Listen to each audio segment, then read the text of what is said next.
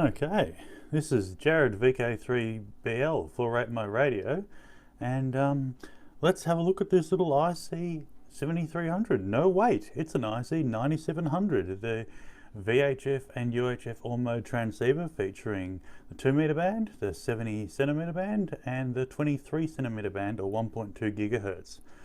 For those who don't know it, it's Icom's most hotly, I guess,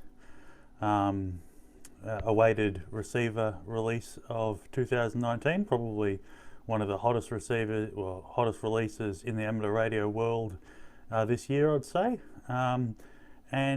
Look, I must confess, I've been waiting for something like this for ages. I've been using an IC-9700 as my 2 and 70 centimeter SSB radio, and while it's a nice unit, I do like bigger radios, so I didn't want to buy something second hand. I couldn't justify a 9100. I've got the 7610. I didn't want HF features. So when this was, I guess, rumoured to come out in 2017, you know, it piqued my interest and a lot of other people's interests. So there you go. It's got 100 watts on 2 meters, 75 watts on 70 centimeters, and 10 watts on 23 centimeters or 1.2 gigahertz. It's full duplex, so you can work satellites on it, be transmitting on, say, 2 meters, receiving on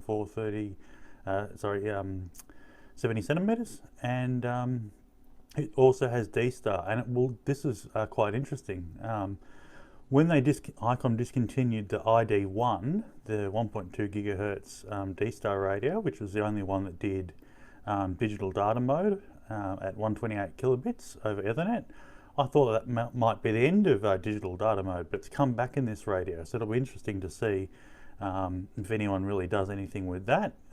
Basically, if you've got two of these together, you can you know, run a peer-to-peer network with another computer and run IP over the top. So I guess good for bulletin boards and that sort of thing if you like ISDN speeds, but a bit of fun, something I've always wanted to play with. So they're very popular. Hopefully I'll be able to find someone to test that out with. Anyway, let's turn it on. Now, the first thing I was impressed with is it came with firmware version 1.05, which is the latest release. So, you know, no updating has to be done just yet. And I'm not going to tease you. I'm going to pull this off. So there we have it. I have played around a little bit. I was trying to find someone to listen to. Now, I think they've gone QRT there on 70 centimeters, but that's the way it is.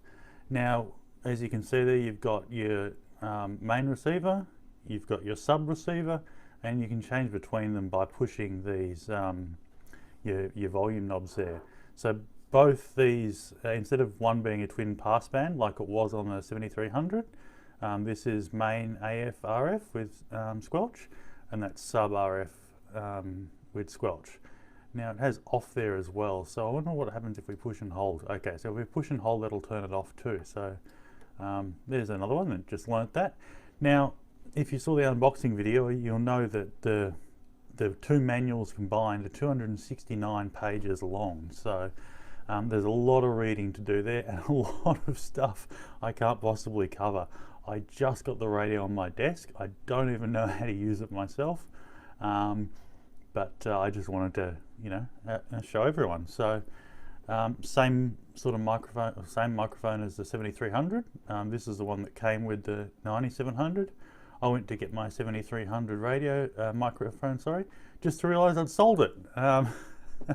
And I must admit, for those who've seen this sitting next to a 7300, they really are a lovely pair of twins, and I honestly think I'm going to have to buy another 7300, even though I've got the 7610 over to the side there. The fact of the matter is, these look so nice sitting next to a 7300 that you know, it's almost like you've separated children. So there you go. You notice it's got D-Star down there. I sort of alluded to that earlier with the digital data. Other than that, very similar layout to the 7300. The main difference is that instead of twin passband and that, these control your two independent receivers. So let's have a listen. Can we find anyone? Now, the other nice thing is it's got 2 speaker outputs, I should mention. And if you've got a speaker plugged into your main receiver, your sub receiver will come out of the radio and your main receiver audio will come out of the speakers. So you don't have to have 2 speakers, which is kind of nice. So that's coming out up the top.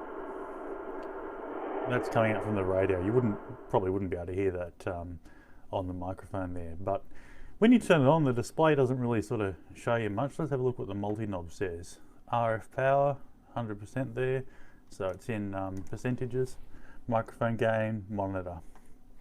If we go down to our other receiver, second or sub receiver, same thing.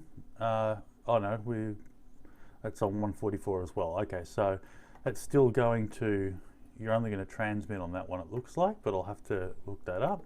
Maybe there is a way of transmitting on the sub, I'm not sure. Sub might only be for listening, but they are independent receivers. We'll figure that one out in time. Have a look at the menu structure. Now the first thing I noticed was the 1 and 2 there, and it's quite interesting. It's touchscreen, sorry, and you've got a whole bunch of different settings here. You know, your memories. I don't even know what half of this stuff is. As I said, there's a lot of stuff in the manual. GPS. Now I don't believe it has a GPS receiver in it. In fact, I'm pretty sure it doesn't. But you can hook up an external NEMA, I think it is, GPS receiver, just using standard serial data. If you want to use that with your, if you want to use this as a D-Star base. I'm more of a Yaesu system fusion sort of guy. I can't really see myself getting into D-Star, but you never know. I have, as I said, I have really wanted to give that digital mode a go. Let's have a quick look in settings. SSB, okay, so you've got your same, well, that's a little different there. Oh no, that's the same, yep, that's the audio. You've got the same high pass and low pass audio settings as a 7300 there. Digital voice, of course, FM, AM, CW, RIDI, TX, SSB, and yep, you've got your wide is 100 to 2900 and same sort of settings there. As you can see, very similar menu structure. My station, my call sign, you can have a few call signs in there. Hold to define, edit. Won't do that now, but as you can see, I really haven't set this thing up yet at all. This is the first time I've played with it, so we're going through it together. Connections, what I've got here, external power amps it can run. Okay, so you can mix the external speaker, like I was talking about before. If you only have one speaker and you want both your bands to come out of that, and maybe if you're operating full duplex with a satellite, I don't know. Phones, left and right mix as well. Very similar sort of stuff here to the 7300. So, okay, so there you go. You've got USB-B function. I'm going to have to read up on that as well. There's just so much in there. But you can see that your GPS baud rate there, that sort of stuff. When it says GPS out, I believe that's GPS into the radio, but I could be wrong. Really, I can't emphasize enough how much there is to know about this radio. Clone touchscreen, very, very similar to the 7300 there. And the screen, from what I can tell, is the same resolution. Now, one thing I've got to figure out is how to change the tuning step. Like that, because it's amazing how quickly you can flick around on FM when you're stepping 25. Now you can see up the top there, the OVF light is flashing a little bit on my 2 meter antenna, which is, I've got 2 separate antennas plugged in. I've got a Diamond X510 plugged into the 2 meter port, and a Discone plugged into the 70 centimeter port. The 23 centimeter port's got nothing at the moment. Now, I can only assume that there's, you know, some, obviously you can see here, it's the S meter itself isn't what's causing the OVF light to come on, but obviously there's some strong signal, I guess, within the passband of the receiver. So I would say we just go to function and turn off the power amp. It'll be very interesting to see, I guess, you know, and this is another thing I'm going to have to read up on, what the dynamic range is like, and that sort of stuff. But it will be interesting to see whether, you know, the OVF or overload is a big issue on this transceiver. A few people were put off at first with the 7300 on HF until it was pointed out that you can put the attenuator on or just turn the gain down. But being a 2 70 centimeter radio, you really probably do want to run quite a bit of,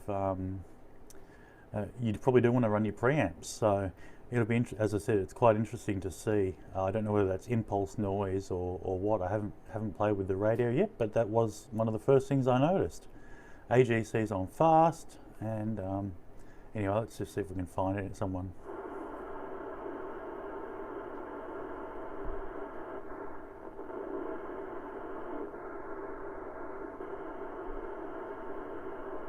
You can see there it automatically goes into duplex mode, split, repeater shift, back up there, yep.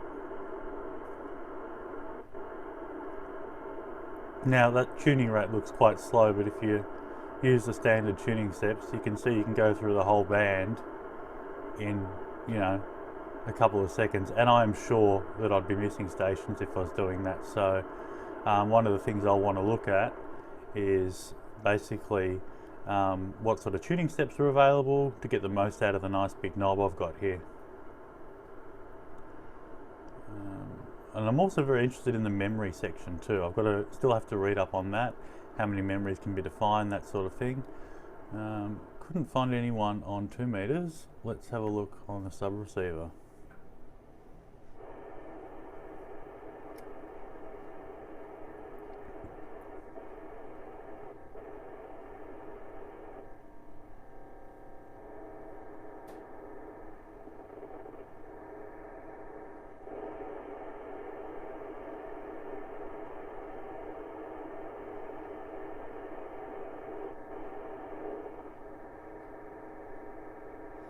I don't know what digital mode that is, to be honest.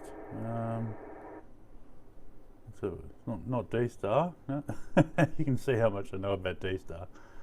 But when it is in digital voice mode, it'll actually flash between DV and FM, which is one thing I noticed, which was quite cool. I'm just wondering whether you have to be stationary to do that or not. Anyway, we'll go back to FM.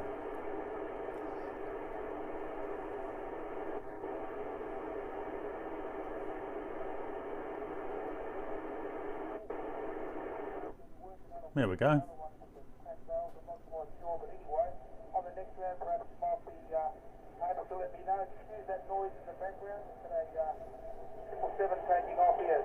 Back up to you there, brother. I'm VK3. FSK in the group, VK3, Triple J with eardrums almost gone. VK3, Triple J, VK3, FSK in the Merc Weekly Net. And good evening, one and all. And Stuart, speedy recovery, mate. Hope you're up and about soon.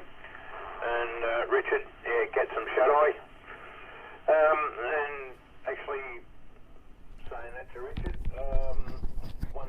so one thing I did notice just then was how distinctive the audio was between the two different stations. I don't know how well it came across in the mic, but and one of the other things I'm going to have to read up on is whether you can quite easily shift the sub to the main. What happened? Oh yes, you can. You just hold MS. I wonder what MS stood for. It stands for main sub. So there we go. And so then you've obviously got your 430 or 70 centimeter, 430 megahertz power there. So that's coming out of the main speaker now. But let's have a look at the monoscope. So Out of the box, the standard is -25 to 25, so 50 kilohertz worth of bandwidth. Let's go into, oh, that was center mode. If we go into fix, it goes from 432 to 433, so 1 megahertz worth of bandwidth there. Can we change the edges? Yeah, we've got the three defined edges as you get with the 7300, and I'm just wondering how we can change the width. But anyway, we'll have a look at that later. Let's change the span. What's the minimum span I can run? Okay, so I can run 2.5. That's a little bit small for FM. But there you go. Oh, we'll turn the squelch on up on this one. And I'll turn this off so we get a better spectrum view. Oh, no. So, okay, that's interesting. One thing you'll notice is that when you turn the sub receiver off, it doesn't automatically go bigger. Let's have a look. Okay, no, you do have to go and expand it. Oh, sorry. So we'll just wait for a second there.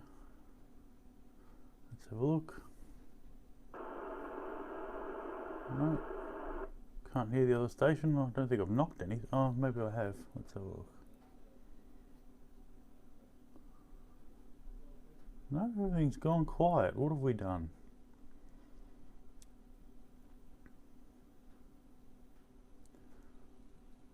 That's all right. Let's have a look. Well, I think people have just gone quiet there, so that's okay. Bit of a pity. We can see there's nothing there between 432, 433. One thing I will note is that the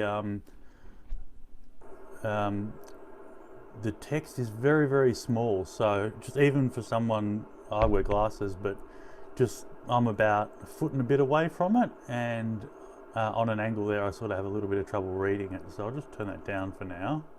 We'll go back into center mode. Go across, adjust the reference a little bit, bring that up a bit. Don't know where the people we were listening to went, but that's the way it is. So what else have we got in here? Anything?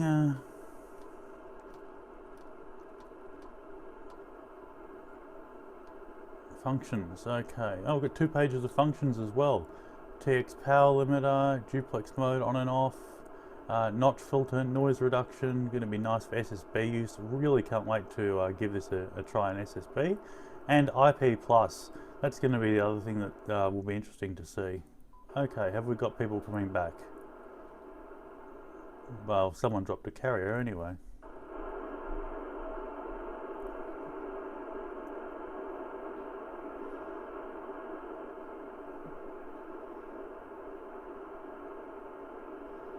Got a transmit button here, just like the 7300.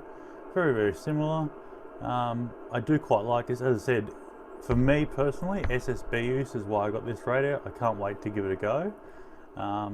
But it's also going to be really fun playing on even just playing on the repeaters. I won't get a huge amount out of the bandscope. Well, there you go.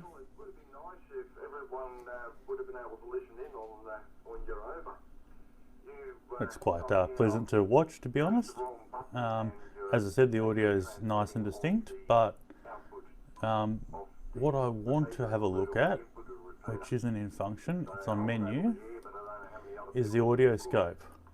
I think that's going to be quite interesting to use.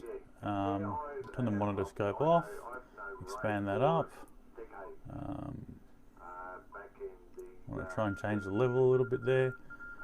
I think that's going to be a lot of fun to play around with for myself on repeaters, just because I've got, you know, a nice big high mic that I can plug in the front here, and it'll be fun just to, you know, have a nice base station radio to, you know, with nice good quality audio, not your hand mic sort of stuff. Nice comfortable repeater chatting. That's going to be quite a lot of fun I have with this. I had the same fun with the 7100. You don't need a 9700 for that. but SSB work is really what it's for. And also there's going to be a huge amount of interest from people who are, you know, interested in doing field day operations, that sort of thing. So, and of course your 270 DXs, your 1.2 data mode guys, it's a radio that appeals to a lot of people. And I must say, I'm already very impressed with the build quality. It's right on par with the 7300. In my personal opinion, the 7300 had better build quality than the 7610. This is just as good, even though these are push buttons, they're solid as a rock. You know, you can I like the way it's laid out. It's pretty intuitive. There you go. I actually quite, you know, the speed is actually quite nice. I don't know if that's coming across in the camera, but you know, it's a good 30 frames a second or similar. You can set all of those things in your scope settings here. But I'm liking it. I'm really liking this radio. I can't wait to learn a bit more about it. And unfortunately, you're just going to have to give me time with that one. So this is Jared, VK3BL for my radio, just showing off the 9700, IC-9700, and also 73. Put this video online and get to reading about the radio and actually give it a play myself so I can show you some of the many cool features. And it really is jam-packed. I mean, the thing has an Ethernet port, it's got a USB port, it's just got everything. And you know, for the money, I just think it's absolutely fantastic value. Its build quality is solid, it's really weighty. Even down to the fact there's 18 screws just to get the top cover off. And then once you've got the top cover off, there's another, I think, 13 screws, I could be wrong there, just to take off some shielding in there to go and change out the fuse. So there you go. Anyway, got to wind it up, guys. You know what I'm like, I tend to talk a bit long. 73 from Jared, VK3BL, and we'll talk more about this radio soon.